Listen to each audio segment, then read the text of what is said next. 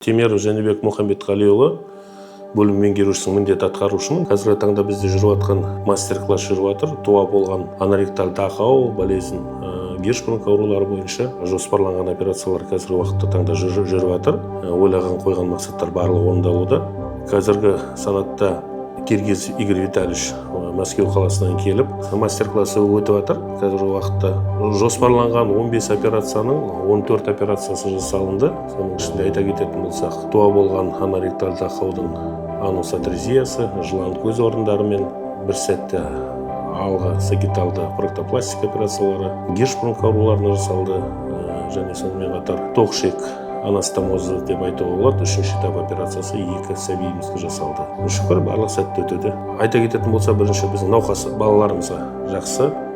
Біріншіден, ол енді бізде күнде жасалынбайды оның барлығы.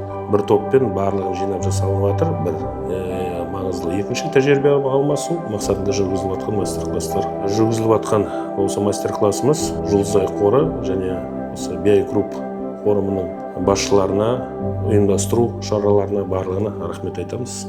Ата-аналар да рахмет айтып жатыр. Жалпы осы операциялар негізінен енді